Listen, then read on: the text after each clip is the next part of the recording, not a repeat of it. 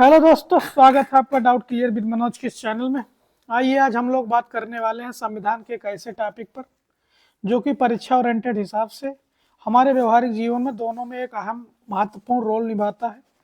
क्या आप लोग जानना चाहते हैं वह टॉपिक क्या है? तो वह टॉपिक है यानी डीपीएसपी। डीपीएसपी एक ऐसा टॉपिक है जो कि राज्य सरकारों के द्वारा जो कर्तव्य होते हैं, जिस तरीके से हमारे नागरिकों के लिए खान पान, अच्छा पोषाहार और अच्छा स्वास्थ्य और गुणवत्ता के पानी यानी मन मुताबिक काम और काम पर महिलाओं, गर्भवती महिलाओं, इन तमाम चीज़ों का जो प्रबंधन और अवकाश की व्यवस्था होती है, वो चीज़ें जो है हमारी राज्य सरकारों के द्वारा प्रोवाइड कराई जाती हैं। उन्हीं चीज़ों का इसमें वर्णन और जिक्र किया गया है। तो चलिए हम लोग बात करने वाले हैं इस पर कि किस तरीके से हमारी राज्य सरकारें सड़क, स्वास्थ्य, पानी, बिजली, पर्यावरण, शिक्षा के साथ साथ सामाजिक और सांस्कृतिक अवसर को प्रदान करने का जो प्रयास करती हैं, उन्हीं सारे पहलुओं को हम लोग पढ़ेंगे। उससे पहले हम लोग ये जान लेते हैं कि ये परीक्षा को ओरिएंटेड हिसाब से कितना जरूरी है। जो हमारा आज का जो टॉपिक था कि क्या राज्य सरकारें इसको लागू करने में सफल हुई हैं, और सफल हुई हैं तो कहाँ तक सफल हुई हैं, और नहीं सफल हो पाई हैं तो क्या क्या उनमें कारण हो सकते हैं। इन्हीं सारे पहलुओं पर चर्चा करेंगे और आगे बढ़ेंगे। हाँ, जिन लोगों ने अभी तक इस चैनल को लाइक, सब्सक्राइब, शेयर नहीं किया है, कृपया उन लोगों से मेरा विनम्र निवेदन है कि वो लोग लाइक, सब्सक्राइब, शेयर जरूर करें ताकि हम और अच्छे अच्छे कंटेंट आपको प्रोवाइड कर सकें। उसके लिए हम लोग आज चलो शुरू करते हैं फिर एक मोटिवेशन स्पीच के साथ। कहते हैं ना, कागज ना कलम ना किताब से सीखा है, मैंने जिंदगी जीने का हुनर अपने बाप से सीखा है। तो हाँ दोस्तों, पिताजी का जो हमारे जीवन में महत्वपूर्ण योगदान होता है उसके लिए धन्यवाद कहिएगा। जब तक हमारे पिता हैं हमारे साथ हमारा दाहिना हाथ खड़ा है। चलिए आगे हम लोग बात करते हैं। इससे पढ़ने से पहले हम लोग सूची को देखते हैं, यानी संवैधानिक उपबंध इसमें पढ़ेंगे, डीपीएसपी का महत्व पढ़ेंगे, विभिन्न विचारकों के राज्य के डीपीएसपी के संबंध में विचार क्या थे, डीपीएसपी का वर्गीकरण कैसे हुआ है, डीपीएसपी में संशोधन कौन से थे, और संविधान में अन्य भागों में उल्लेखित निर्देशक तत्व क्या है। डीपीएसपी की आलोचना भी पढ़ेंगे, मूल अधिकार के साथ में डीपीएसपी के जो वर्तमान टकराव की स्थितियां हैं उसको पढ़ेंगे, मूल अधिकार और डीपीएसपी में अंतर पढ़ेंगे। उसके बाद में हम लोग प्यार से पीवाईक्यू लगाएंगे और आगे की चीजों को देखेंगे। चलिए शुरू करते हैं। कहाँ से प्रेरित है इस पर सबसे पहले जान लेते हैं। तो ये आयरलैंड के संविधान से लिया गया है, पहली बात है। भाग 4 में है, ये पीसीएस में पूछे गए क्वेश्चन है। कुछ कंसेप्चुअल बेस्ड क्वेश्चन जो आईएएस में पूछे जाते हैं, कुछ पीसीएस में जो है वो ऑनलाइनर भी पूछे जाते हैं, सीक्वेंस वाइज भी क्वेश्चन पूछे जाते हैं। तो आप लोग इस वीडियो को मिस जरूर मतलब इस चीज़ों को देखिएगा, और मिस अगर नहीं करेंगे तो यकीन मानिएगा इससे आगे भी आयोग जो है पूछने की कोई क्षमता उसकी बचती नहीं। यही नोट्स में आकर के उस चीज़ों को खत्म कर देते हैं और आगे बढ़ते हैं हम लोग। चलिए, राज्य का निदेशक तत्व तो जो है संविधान से, आयरलैंड के संविधान से लिया गया था। यानी राज्य का निदेशक तत्व न्यायालय के वाद योग नहीं है। यानी वाद योग का अर्थ क्या हुआ, किसको प्रश्नगत या मतलब कि चैलेंज नहीं किया जा सकता है कि लागू किया ही जाए न्यायालय द्वारा। यानी राज्य के निदेशक तत्व को शामिल करने का मुख्य उद्देश्य लोक कल्याणकारी राज्य की स्थापना करना है। बिल्कुल सही बात है। दूसरे में हम लोग देखेंगे कि डीपीएसपी का महत्व क्या है। डीपीएसपी का महत्व इसी बात से है कि ये चीज़ें जो लागू की जाती हैं हमारे संविधान में, वो लोक कल्याणकारी चीज़ों को समाहित करने में भारतीय नागरिकों को जो स्वास्थ्य सेवा, अच्छी उपलब्धता, खाना पीना, पोषाहार, सारी चीज़ें प्रोवाइड किए थे, और राज्य सरकारों को जो वो उसमें रोल मॉडल होता है उन्हीं चीज़ों को इसमें दर्शाया गया। फिर विचारकों को मत क्या क्या, इस चीज़ को पहले पढ़ लेते हैं क्योंकि ये चीज़ें ज़्यादा पूछी जाती हैं। सर आइवर जेनिस के अनुसार भारतीय संविधान का यह भाग है जो फेमिनियन समाजवाद की स्थापना करता है, जबकि इससे साम्यवाद शब्द का उल्लेख नहीं मिलता है। यानी जो सर आइवर जेनिंग ने इस कथन को, स्टेटमेंट को बोला था डीपीएसपी के लिए, वो था कि भारतीय संविधान का यह भाग फेमिनियन समाजवाद की स्थापना करता है, जबकि इससे साम्यवाद शब्द का उल्लेख नहीं मिलता।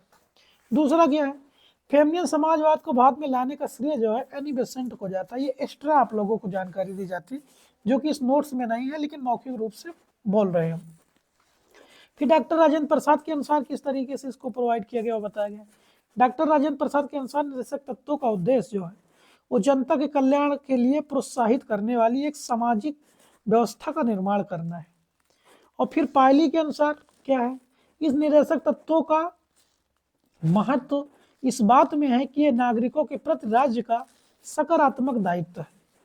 यानी फिर डॉक्टर अंबेडकर के अनुसार क्या है, अकॉर्डिंग टू डॉक्टर अंबेडकर अनुसार, यानी निरसक तत्वों का आशय यह नहीं है कि केवल पूजनीय घोषणीय बनकर यह रह जाए, इसके बजाय यह अनुदेशन के दस्तावेज के रूप में है। यानी अनुदेशक के दस्तावेज के रूप में जो भी सरकार सत्ता में आएगी उसे इसका आदर करना होगा। ये बहुत अच्छा स्टेटमेंट है, एक बार हम फिर रिपीट करते हैं, आप लोग समझिएगा डॉक्टर अंबेडकर जी ने इस बात पर क्या बोला था। कहते हैं कि निरसक तत्वों का आशय यह नहीं है कि वह केवल पूजनीय या घोषणा पत्र बनकर रह जाए, इसके बजाय वह अनुदेशक के दस्तावेज के रूप में है।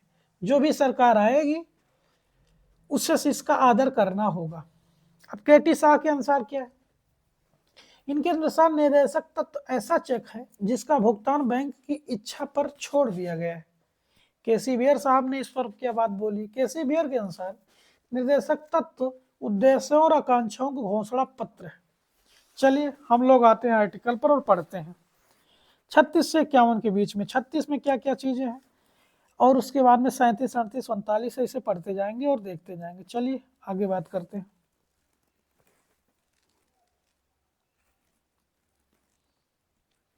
भाग 4 के लिए राज्य की परिभाषा वही होगी जो भाग 3 में अनुच्छेद 12 में के तहत की गई है। 36 तो यही है, बहुत छोटा सा सिंपल फंडा है। 37 में देखिए, अनुच्छेद 37 के निरसक तत्व को किसी न्यायालय द्वारा परिवर्तनीय नहीं बनाया जा सकता है, लेकिन फिर भी निरसक तत्व के शासन में मूलभूत है और विधि बनाने में इन्हें लागू करने का राज्य का कर्तव्य होगा। बहुत अच्छी बात है।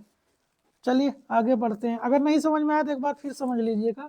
अनुच्छेद 37 के तहत निरसक तत्व को किसी न्यायालय द्वारा परिवर्तनीय नहीं बनाया जा सकता है, यानी इस पर प्रतिबंध नहीं लगाया जा सकता है कि इसको लागू ही करना है, लेकिन फिर भी निरसक तत्व देश के शासन में मूलभूत है और विधि बनाने में इन्हें लागू करना राज्य का कर्तव्य होगा। आगे पढ़ते हैं।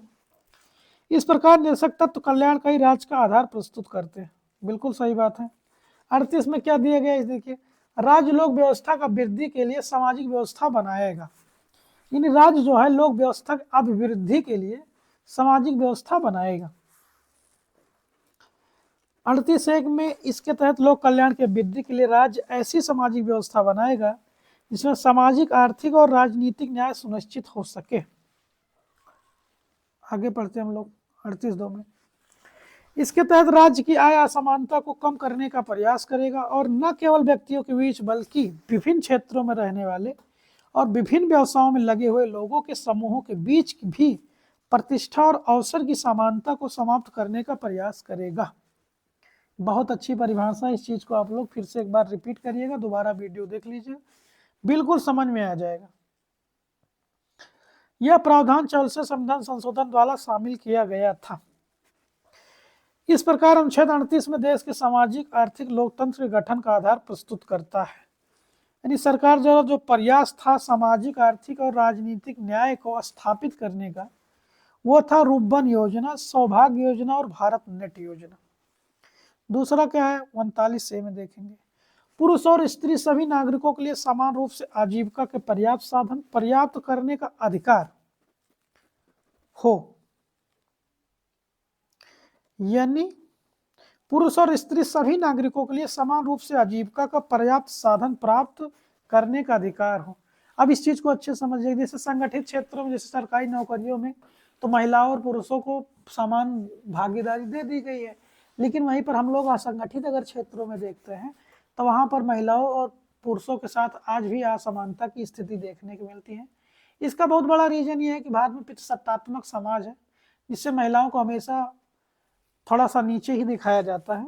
तीन ही वजह हो सकती है, बाकी आज भी वर्तमान में स्थितियां जो किताबी कागजों पे हैं वो चीजें शायद जमीन पे उस तरीके से लागू व्यवहारिक में नहीं है हमारी। तो आप लोगों को इसीलिए हम सबसे पहले शुरू से पढ़ाते वक्त बताए थे कि हमारा ये जो परिपक्ष है यही नहीं होना चाहिए कि हमारे जो परीक्षा ओरिएंटेड हिसाब से ही पढ़ ले, हमें अपने व्यवहारिक जीवन में चीज़ों को उतारे ताकि हम एक अच्छे देश के लिए, अच्छे भविष्य के लिए अच्छे नागरिक बन सके और अच्छे नागरिकों के ही हिसाब से हमारे एक अच्छे राष्ट्र का निर्माण होता है और विकसित भारत में हम लोग भी भाग ले सके।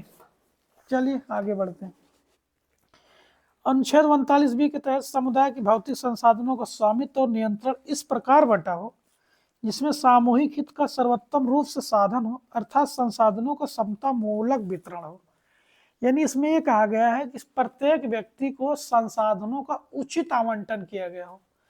देख रहे हैं आप लोग किस तरीके से आवंटन हुआ है फिलहाल भारत में, ऊंच और नीच का किस तरीके से आज भी खाई, एक लंबी खाई बनी हुई है, गरीब गरीब होते जा रहे हैं, अमीर अमीर होते जा रहे हैं। इसीलिए हम कहते हैं कि आप लोग इसको पढ़िएगा, समझिएगा, बहुत ही रोचक और तथ्यात्मक टॉपिक है। इस चीज को समझने पढ़ने के बाद में आप खुद ही समरी निकाल कर देखेंगे किस तरीके से हम इन चीजों को लगा पाएंगे। चलिए आगे पढ़ते हैं। भूमि सुधार कार्यक्रम, उज्ज्वला योजना और राष्ट्रीय खाद्यान्न सुरक्षा, इन्हीं चीजों को चला करके हम लोग क्या करेंगे, इनको मतलब समान भौतिक साधनों का जो स्वामित्व है, नियंत्रण है, वो समान प्रकार से बंटवाने का कार्य राज्य सरकारों ने किया। फिलहाल कहाँ तक सफल है, कहाँ तक असफल है, ये चीज आप लोग कमेंट में जरूर करिएगा। 39C के तहत देखेंगे, आर्थिक व्यवस्था इस प्रकार संचालित हो जिसमें धन और उत्पादन के साधनों का सर्वसाधारण के लिए अहितकारी संकेंद्रण न हो, अर्थात संसाधनों के केंद्रीकरण पर रोक लगनी चाहिए। चलिए देखेंगे आर्थिक व्यवस्था किस तरीके से थी 1990 के पहले और 1990 के बाद में, कि संसाधनों का केंद्रीकरण और विकेंद्रीकरण कैसे था। एकत्र साधन नहीं होना चाहिए, इस चीज को हम लोग 1990 के दशक के बाद में देखेंगे, वो पहले देखेंगे। 1990 के दशक के पहले राज्य का नियंत्रण अर्थव्यवस्था था, लेकिन निम्न आर्थिक समृद्धि थी। यानी राज्य कंट्रोल करता था पूरे बाजार व्यवस्था को, लेकिन जो हमारी आर्थिक समृद्धि थी वो बहुत छोटी सी, मतलब उसको कह दिया हिंदू ग्रोथ रेट के रूप में मानी जाती थी। उसमें क्या था, 1990 के बाद में निजीकरण को बढ़ावा मिला, लेकिन निजी क्षेत्रों का रेंट जॉब सीकिंग इंस्टीट्यूट, इस चीजों का इतनी तीव्र से मतलब विस्तार हुआ। 1990 से पहले लाल फीताशाही भी थी, भ्रष्टाचार भी चरम था और भाई भतीजावाद भी था। इसलिए संसाधनों का जो केंद्रीकरण था वो क्रोनी समाजवाद पर था। इन्हीं गठजोड़ नेता थे, राजनेता, नौकरशाह और उद्योगपति, ये सब लोग मिलकर संसाधनों पर अधिक कब्जा किए थे। सरकार से सुविधा, कर में छूट, जब 1990 के आर्थिक सुधारों के बाद में हम चीजों को देखेंगे तो उसमें कुछ बदलाव देखने को हमें मिलते हैं। इसमें क्या है, सरकार से सुविधा, कर में छूट, भूमि अधिग्रहण और वित्तीय प्रोत्साहन, राजनेता, नौकरशाह, उद्योगपति, यानी क्रोनी पूंजीवाद। सरकार द्वारा प्रयास क्या क्या था, पी नाम के आयोग द्वारा निम्नलिखित यानी निजी क्षेत्रों को विनियमन किया गया प्रतिस्पर्धा में, जिसमें आरबीआई का गठन किया गया, इरडा और ट्राई बैंकिंग सुधार इत्यादि चीजों से क्या होगा, संसाधनों केंद्रीकरण पर चीजें को बदला गया। भ्रष्टाचार कानून में संशोधन और भगोड़ा अधिनियम भी लाया गया। योजना क्या क्या है, कहाँ कब प्रारंभ हुई, कहाँ से प्रारंभ हुआ, कौन सा मंत्रालय योजना चला रहा, ये चीजें परीक्षा ओरिएंटेड हिसाब से बहुत इंपॉर्टेंट, इस चीजों को आप लोग देखिएगा। हम लोग आगे बढ़ते हैं। 39D, इसके तहत पुरुष और स्त्रियों दोनों के लिए समान कार्य के लिए समान वेतन का प्रावधान किया गया। रणधीर सिंह बनाम भारत संघवाद 1982 में सर्वोच्च न्यायालय ने समान कार्य के लिए समान वेतन को प्रस्तावना में निहित समाजवादी आदर्श पर आधारित माना था। साथ ही निर्धारित किया कि यद्यपि समान कार्य के लिए समान वेतन का स्पष्ट उल्लेख मूल अधिकारों में नहीं है, लेकिन 39D की भांति इसे अनुच्छेद 14 और 16 के अधीन लक्ष्य के रूप में मान्यता दी गई। बहुत अच्छी बात है, इस चीज को आप लोग समझ लीजिएगा, क्योंकि सुप्रीम कोर्ट के जो मामले आते हैं वो परीक्षा ओरिएंटेड हिसाब से बहुत महत्वपूर्ण हो जाते हैं। इसके बाद क्या है, इसके तहत यह प्रावधान किया गया कामगारों के लिए स्वास्थ्य और शक्ति तथा बालकों की सुकुमार अवस्था का दुरुपयोग न हो और आर्थिक व्यवस्था से विवश होकर नागरिकों को ऐसे रोजगार में न जाने पड़े जो उनके आयु और शक्ति के अनुकूल न हो। इस चीजों को हम लोग मौलिक अधिकार में भी देख सकते हैं, आर्टिकल 24 में। यह नंबर क्या था इसमें देखेंगे, इसमें प्रावधान किया गया कि बालकों को स्वतंत्र और गर्मियों में वातावरण में स्वस्थ विकास के अवसर और सुविधाएं दी जाए। बालकों तथा अल्पवय व्यक्तियों के शोषण तथा आर्थिक और नैतिक परित्याग की रक्षा की जाए 42वें संविधान संशोधन के द्वारा। हम लोग इसको पढ़ लिए हैं, आगे पढ़ते हैं।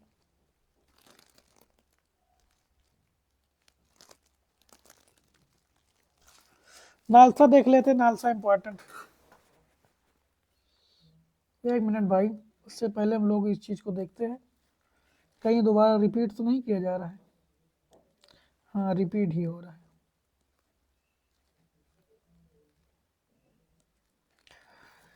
राष्ट्रीय विधिक सेवा प्राधिकरण 1987 के अधीन 1995 नालसा का गठन एक संविधिक निकाय के रूप में किया गया। सर्वोच्च न्यायालय के मुख्य न्यायाधीश इसके प्रधान संरक्षक होते हैं, जबकि सर्वोच्च न्यायालय का कोई वरिष्ठ न्यायाधीश इसका कार्यकारी अध्यक्ष होता है। नालसा गठन विधि सहायता कार्यक्रम कार्यान्वयन की निगरानी और मूल्यांकन करने के लिए किया गया था। इसकी मुख्य भूमिका निम्नलिखित है। मतलब नालसा हमारे देश में क्या क्या भूमिकाएं निभाता है, इन चीजों पर हम लोग चर्चा करेंगे। पात्र व्यक्तियों को निःशुल्क और सक्षम विधिक सेवाएं प्रदान करना, विधिक साक्षरता और जागरूकता को बढ़ावा देने का कार्य करना, इसके लिए ग्रामीण क्षेत्रों में विधिक जागरूकता शिविरों का आयोजन करना, विवादों के सौहार्दपूर्ण समाधान के लिए लोक अदालतों का आयोजन करना। यहाँ निःशुल्क विधिक सेवाओं में निम्नलिखित सेवाएं भी शामिल है। इन चीज को आप लोग देख लेना, थोड़ा सा लंबा है, हमें आगे भी क्लासें चलानी है, तो ज़्यादा टर्मिनेशन नहीं पढ़ना है। ये मुख्य इंपॉर्टेंट परीक्षा के हिसाब से ओरिएंटेड है। इस चीज़ को आप लोग दोबारा देखिएगा। Note some doubt clear with Manoj के वो टेलीग्राम चैनल पे आप लोगों को डाल देंगे, तो वहाँ पर देख लीजिएगा। आते 40 में हम लोग देखते हैं। इसके तहत राज्य ग्राम पंचायतों का संगठन करने के लिए कदम उठाएगा और उनको ऐसी शक्तियां और प्राधिकार करेगा जो उनके स्वायत्त शासन की इकाइयों के रूप में कार्य करने योग्य बनाने के लिए आवश्यक हो। यानी गांधीवादी दर्शन पर आधारित धारणा है, जो कि संस्थानम के प्रस्ताव पर संविधान में शामिल किया गया था 1948 में। 41 में देख लीजिए क्या है। इसके तहत राज्य द्वारा अपनी आर्थिक सामर्थ्य और विकास की सीमाओं के भीतर काम पाने, शिक्षा पाने और बेरोजगारी, वृद्धावस्था, बीमारी और निःशक्तता तथा अन्य अभाव की दशा में लोक सहायता प्राप्त करने का प्रभावी उपबंध करेगा। राज्य सरकार का यह कर्तव्य है। काम का अधिकार वर्तमान में रोजगार भी संबंधी क्यों है। 1990 के बाद के विकास मॉडल को हम लोग देख लेते हैं। शहर में केंद्रित हो गया, गांव में उपेक्षित हो गया। उद्योग केंद्रित हो गया शहर में, कृषि गांव में उपेक्षित थी। तो वहां पर रोजगार का जो चीजें उस तरीके से आवंटित नहीं हो पाई, जो चीजें शहर में डेवलप हुई वो गांव में शायद नहीं हो पाई। पूंजीगत उद्योगों पर बल दिया गया। श्रम गहन उद्योगों की अपेक्षा लघु और मध्यम उद्योग को 1990 के दशक के बाद खत्म कर दिया गया। 1990 का अनुरूप रोजगार नहीं, रोजगार के अनुरूप कौशल नहीं। वर्तमान सरकार रणनीति क्या क्या है। काम के अधिकार को वैधानिक अधिकार का दर्जा दिया गया। मनरेगा कानून, इसको कब लाया गया, क्यों लाया गया, किस लिए लाया गया, इसमें वर्तमान में इनके नाम क्या चेंज हुए हैं, इस चीज को आप लोग भी पढ़ लीजिएगा, करंट इशू है। कौशल विकास रोजगार योजना के अनुसार कौशल विकास, उस्ताद योजना, हिमायत योजना और हुनर योजना। स्वरोजगार को बढ़ावा, मुद्रा, स्टार्टअप, स्टैंडर्ड। शिक्षा का अधिकार में क्या क्या 1990 के दशक के पहले देख लेते हैं, 1990 दशक के बाद। 1990 दशक की साक्षरता केंद्रित थी, यानी साक्षरता जो थी वो केंद्रित थी। नामांकन दर में वृद्धि थी और क्लासरूम केंद्रित थी, यानी छोटे थे। वर्तमान समय की समस्या पहुंच की समस्या, ड्रॉप आउट दर है अधिक है, गुणवत्ता का संकट है, नवाचारिता और प्रयोग धर्मिता का अभाव है, समझ पे बल नहीं है, आलोचनात्मक मूल्यांकन क्षमता नहीं है, शैक्षणिक असमानता है, सरकारी बनाम निजी विद्यालय, यानी भाषाई भी अंदर है, हिंदी बनाम अंग्रेजी का है। ये सबसे मोस्ट इम्पॉर्टेंट चीज़ें हैं कि हिंदी भी दिक्कत करती है हमारे देश में। हिंदी तो मानो चलो ठीक है, हमारी भाषा मातृभाषा मानी जाती है बाकी संविधान में, जो कि वर्णित भी नहीं है, लेकिन अंग्रेजी जो है वो भी उपेक्षित है। मूल आधारित शिक्षा का अभाव है, चरित्र निर्माण नहीं है, नैतिक और मानव आर्थिक जीवन दोनों में। 42 में क्या क्या दिया गया, इन चीज़ों को देखिए समझिए, ताकि हमारी परीक्षा में आने वाले क्वेश्चन को अच्छे तरीके से हम लोग सॉल्व कर सकें। इसके तहत राज्य की काम न्याय संगत और मानवोचित दशाओं को सुनिश्चित करने के लिए और प्रसूत सहायता पाने को उपबंध करेगा। कौन करेगा, राज्य सरकारें करेंगी। मात्र अवकाश अधिनियम 1961, इस नियम में 2016 में निम्नलिखित संशोधन भी किए गए थे। सरकारी व निजी प्रतिष्ठानों में गर्भावस्था के दौरान 26 सप्ताह का सवेतन अवकाश, इसके तहत प्रसव पूर्व अधिकतम 8 सप्ताह का तथा शेष अवकाश प्रसव को पश्चात लिया जा सकता है। ये चीज़ें राज्य सरकार ने बहुत अच्छी बात कही है और बहुत अच्छे संशोधन भी किए। यह प्रावधान केवल 2 बच्चों तक ही नहीं होगा, के लिए ही होगा। 2 से अधिक बच्चों की स्थिति में 12 सप्ताह तक का अवकाश मिलेगा। गोद लेने वाली माँ के बच्चों का क्या मैटर है यहाँ पे? गोद लेने वाली माँ को बच्चों गोद लेने की तिथि से अगले 12 सप्ताह तक अवकाश दिया जाएगा। फिर देखेंगे 50 से अधिक कर्मचारियों वाले प्रतिष्ठान फ्रेंच की सुविधा दी जाएगी, जहां माँ दिन में 4 बार अपने बच्चों से मिल सकती है। 43 देखेंगे, इसके तहत राज्य कामगारों के लिए जीवन निर्वाह मजदूरी, शिष्ट जीवन स्तर और अवकाश का संपूर्ण उपभोग सुनिश्चित करने वाली काम की दशाएं तथा सामाजिक और सांस्कृतिक अवसर प्राप्त कराने का प्रयास करेगा। राज्य विशेषकर गांव में कुटीर उद्योगों को व्यक्तिगत या सहकारी आधार पर बढ़ाने का प्रयास करेगा। 43 में देख लीजिए, 42वें संविधान संशोधन 1976 द्वारा शामिल किया गया। इसके तहत राज्य उद्योगों के प्रबंधन में कामगारों की भागीदारी सुनिश्चित कराने का प्रयास करेगा। कौन करेगा? राज्य करेगा। 43 में क्या है? राज्य सरकारी समाजों में स्वैच्छिक निर्माण, उनके स्वशासी कार्यकरण, लोकतांत्रिक नियंत्रण और व्यावसायिक प्रबंधन को बढ़ावा देने का प्रयास करेगा। इस अनुच्छेद को 97वें संविधान संशोधन 2011 द्वारा शामिल किया गया। समान नागरिक संहिता, विधियों का समुच्चय, यानी विधि जो है आपराधिक विधि और नागरिक दीवानी कानून, किसी के शरीर या संपत्ति को क्षति पहुंचाने वाले कृत्यों को प्रबंधन करने वाले कानून जो है ये यूनिफॉर्म, यानी आर्टिकल 44 जो है वो समान नागरिक संहिता की बात करता है। नागरिक या दीवानी कानून मनुष्यों के पारस्परिक संबंधों को विनियमित करने वाले कानून होते हैं। इसमें 2 भागों में बांट करके हम लोग डिवाइड करते हैं। सार्वजनिक संबंधों को विनियंत्रित करने वाले कानून यूनिफॉर्म, यही दूसरे पार्ट में व्यक्तिगत संबंधों को विनियमित करने वाले कानून, पति और पत्नी, अभिभावक बच्चे, व्यक्तिगत कानून, परंपरागत कानून में धार्मिक विश्वासों पर आधारित, इसलिए धार्मिक समुदाय में भिन्नता, विवाह, तलाक, उत्तराधिकार यूनिफॉर्म नहीं।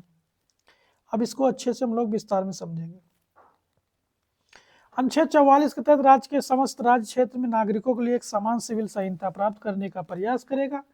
हालांकि समान नागरिक संहिता परिभाषित नहीं है, लेकिन समान अर्थों में इसका आशय विभिन्न समुदायों में प्रचलित व्यक्तिगत कानूनों को एक समान बनाना। इसके उद्देश्य व्यक्तिगत कानूनों को तार्किक तथा लोकतांत्रिक जीवन मूल्यों पर आधारित करना है। इस दिशा में स्वतंत्रता के बाद ही प्रयास प्रारंभ हो गए। सर्वप्रथम 1950 से 56 के मध्य हिंदू कोड बिल के तहत हिंदू विवाह अधिनियम, हिंदू विशेष विवाह अधिनियम, हिंदू उत्तराधिकार अधिनियम के माध्यम से हिंदू समाज में व्यक्तिगत कानूनों में परिवर्तन किया गया। इन कानूनों के माध्यम से हिंदू समाज में अब तक तलाक की अनुमति दी गई, साथ ही महिलाओं के भरण पोषण का अधिकार भी दिया गया। अंतर धार्मिक और अंतर जातीय विवाह को भी मान्यता दी गई और पैतृक संपत्ति में महिलाओं की भी हिस्सेदारी का प्रावधान किया गया। इन्हें उल्लेखनीय है कि व्यक्तिगत कानून जैसे विवाह, तलाक, उत्तराधिकार समवर्ती सूची के विषय हैं, जिस पर केंद्र और राज्य दोनों विधि निर्मित कर सकती है। गोवा पहला राज्य है जहां पर समान नागरिक संहिता 1962 में लागू किया गया। गोवा कानून पुर्तगाली सिविल कोड 1867 में आधारित है। इसके आगे हम लोग इस पर देखेंगे। 1985 में शाहबानों में सर्वोच्च न्यायालय ने सीआरपीसी की धारा 125 के तहत मुस्लिम महिलाओं के भरण पोषण के अधिकार को भी मान्यता दे दी, लेकिन 1986 में केंद्र सरकार द्वारा मुस्लिम महिला तलाक के अधिकार के संरक्षण अधिनियम के तहत सर्वोच्च न्यायालय ने निर्णय को निरस्त कर दिया। इसी क्रम में 1995 में सर्वोच्च न्यायालय ने समान नागरिक संहिता की आवश्यकता पर बल दिया। न्यायालय के अनुसार यूसीसी धार्मिक स्वतंत्रता के अधिकार का उल्लंघन नहीं है, बल्कि यह लैंगिक न्याय और सामाजिक सुधार से जुड़ा मुद्दा है। हम लोग 45 देखते हैं, आर्टिकल 45। अब आज हम यहीं तक रखते हैं, उसके बाद में हम लोग अगले पार्ट में देखेंगे, क्योंकि ये वीडियो लंबा हो जाएगा तो आप लोग देखने में बोरिंग हो जाएगा। चलिए, बहुत बहुत धन्यवाद आपका। मिलते हैं फिर अगले क्लास में। जिन्होंने शेयर, लाइक और सब्सक्राइब नहीं किया है, कृपया उनसे मेरा निवेदन है कि इस चैनल को लाइक, सब्सक्राइब, शेयर और ज़रूर करें। ये IAS, PCS और अदर वनडे एग्जाम के लिए बहुत मुख्य और इम्पॉर्टेंट टॉपिक थे। उम्मीद है कि आप लोगों ने इस चीज़ को अच्छे समझेंगे और जानेंगे। बहुत बहुत धन्यवाद। मिलते हैं फिर अगले पार्ट में।